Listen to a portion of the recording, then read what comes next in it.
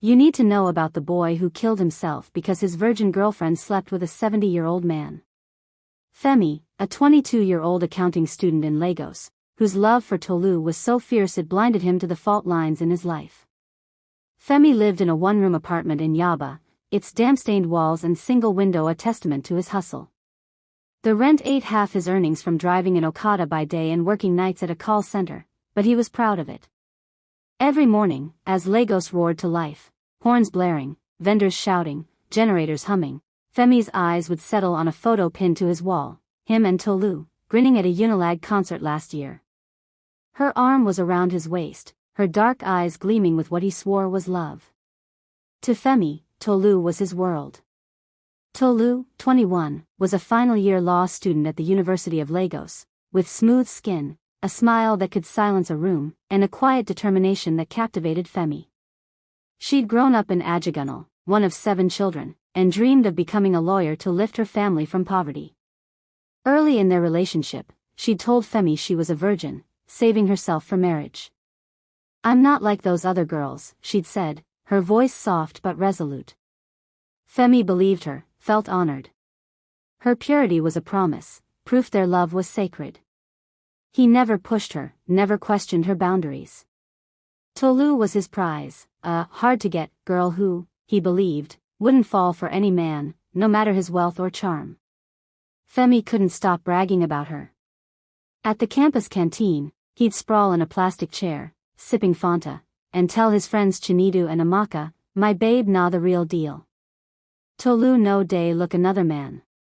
Virgin loyal to the core. I don lock that bag tight." Chinedu, ever the skeptic, would smirk. "Guy, you too sure. Lagos babes fit change Femi would laugh, waving him off. "Not my Tolu. She no go fall for any man, not even Dangote himself."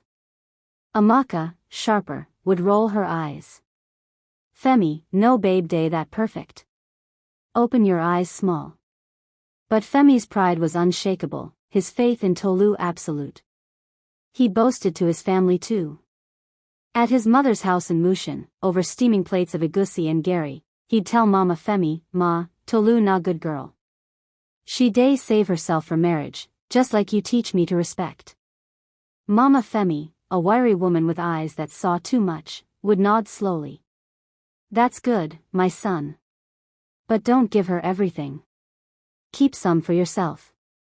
Femi ignored the caution, his heart too full. At a family meeting, he'd told his cousins, "My girlfriend na virgin, hard to get. No man fit turn her head. She day for me alone." His uncle chuckled, "Hope you no day waste your money but Femi just grinned. Femi's love was sacrifice. He sent Tolu money for her hostel rent, school fees, and small treats like the gold earrings she'd admired at Balagan Market. He borrowed from loan sharks, skipped meals, and missed lectures to work extra shifts. Tolu worked part-time at Blue Wave, a sleek bar in Victoria Island, but her earnings barely covered her textbooks.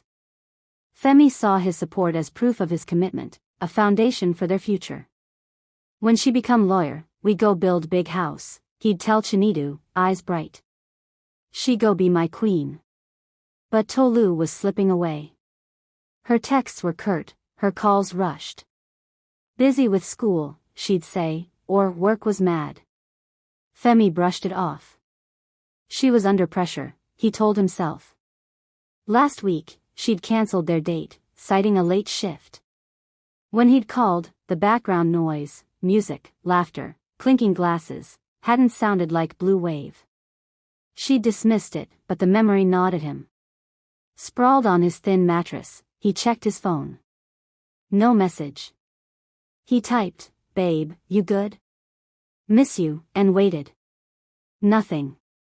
That morning, he showered under a trickle of cold water, dressed in a faded polo and jeans, and headed to campus. The streets buzzed, vendors hawking akara, students haggling over second-hand books. At the lecture hall, Chinedu waved him over. "Oga Femi, you look like you no sleep," he teased, tossing him a water bottle. Femi grinned. "Nah work, my guy. Gotta provide for my queen." He leaned back, boasting again. Tolu na my spec. No man fit touch her. Virgin 100%, saving herself for me. Chinedu raised an eyebrow. You too sure, oh. I see her yesterday for 6, entering one big man car. Maybe na her uncle? Femi's stomach twisted. Uncle? Yeah, maybe. His voice wavered. The quiz that followed was a blur, Femi's pen idle. His mind was on Tolu, the big man, the unanswered calls. By evening, his unease had hardened. He texted her, babe, free tonight? No reply. Her phone went to voicemail. He decided to surprise her at Blue Wave. Maybe Chinedu was wrong. Maybe it was nothing. Femi arrived at Blue Wave, a glittering oasis of glass and neon in Victoria Island, feeling out of place in his worn sneakers. The bar was packed with Lagos elite, men in tailored igbadas, women in sparkling dresses. Tolu wasn't at the counter or serving tables. A waitress pointed upstairs. She day with VIPs. Femi's heart pounded as he climbed, his palms slick. The lounge door was ajar, music pulsing softly. Femi peeked through the door. Tolu was there, laughing, her hand resting on the arm of an older man, 70 at least, his silver hair gleaming, his igbada crisp with wealth. Femi froze, his breath catching. The man turned, and Femi's world tilted. It was Chief Adebayo, his father, who'd abandoned him and his mother when Femi was 5, a man he knew only from faded photos and Mama Femi's bitter stories. Tolu leaned closer to Adebayo, her smile intimate, her fingers brushing his sleeve. Femi's vision blurred.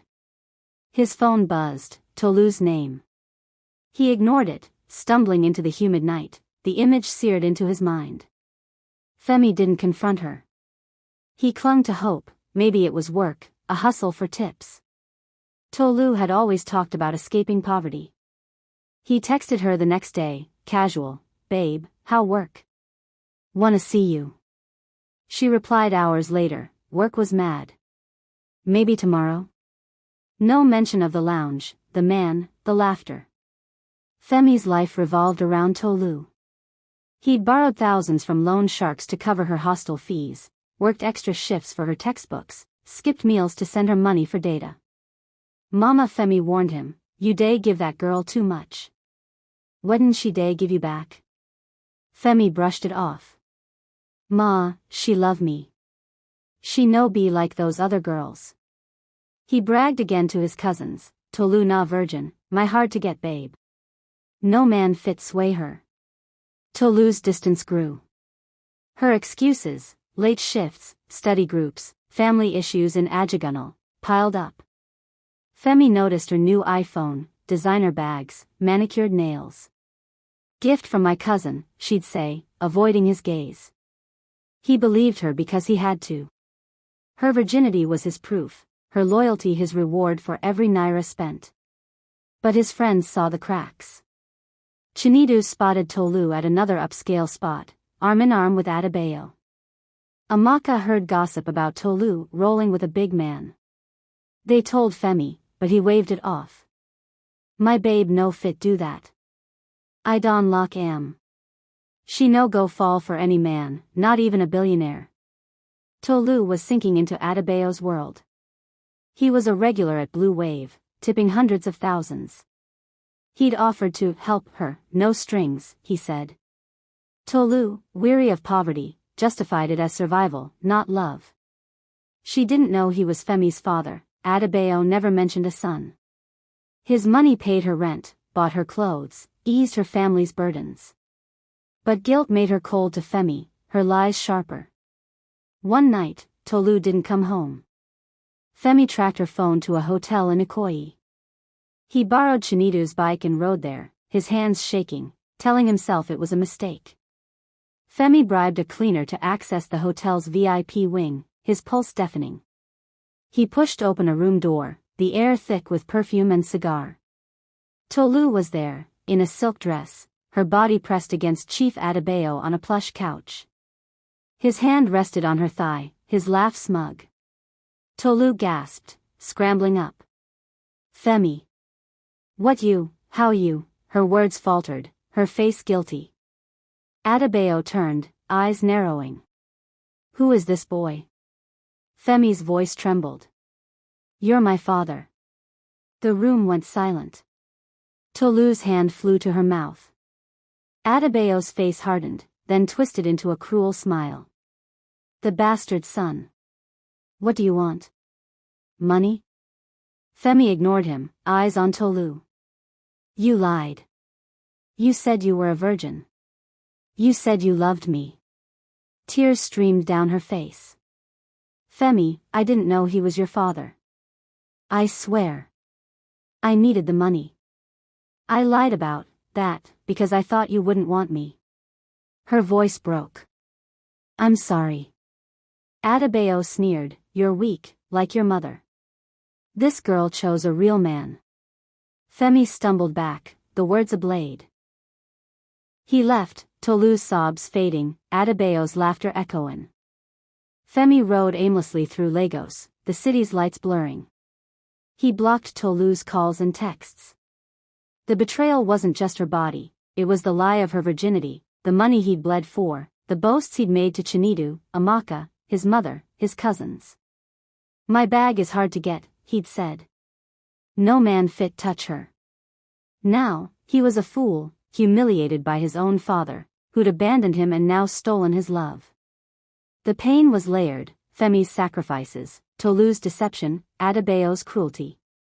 He'd heard stories of his father's heartlessness, leaving his mother for a wealthier woman, erasing Femi from his life. Now, Adebayo had taken Tolu, the one thing Femi thought was his alone. The shame burned, his boasts a mockery. Femi unraveled.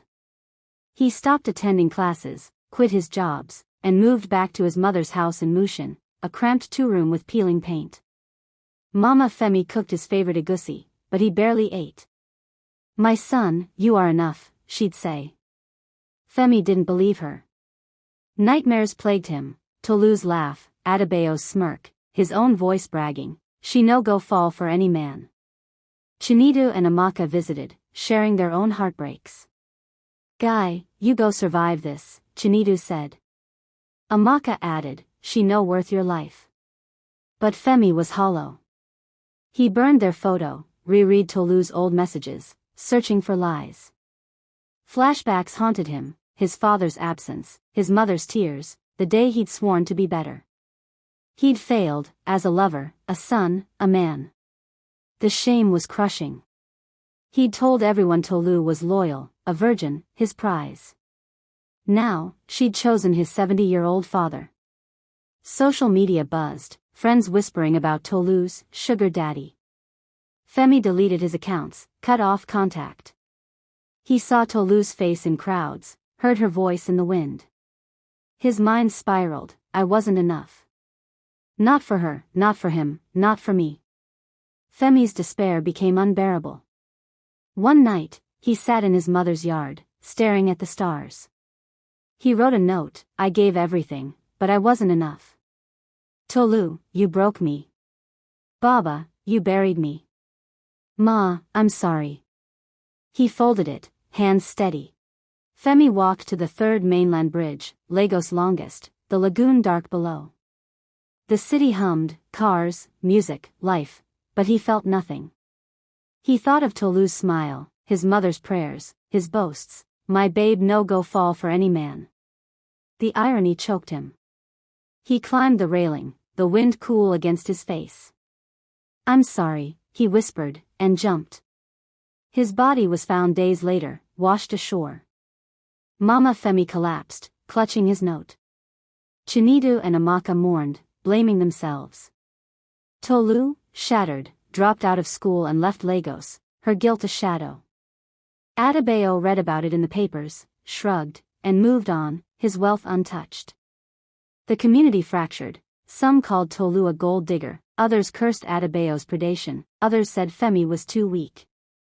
At his funeral, Mama Femi stood silent, her eyes dry, keeping his schoolbooks under her bed.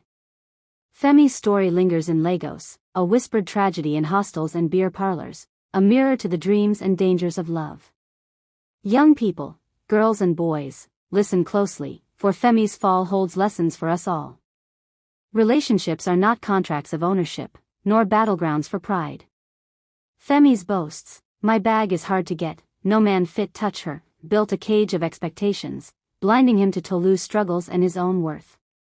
Tolu's choices, born of poverty, remind us that survival can blur moral lines, but honesty is a debt we owe those we love. Boys, you are not defined by what you provide. Femi poured his life into Tolu, rent, fees, dreams, believing it would secure her heart.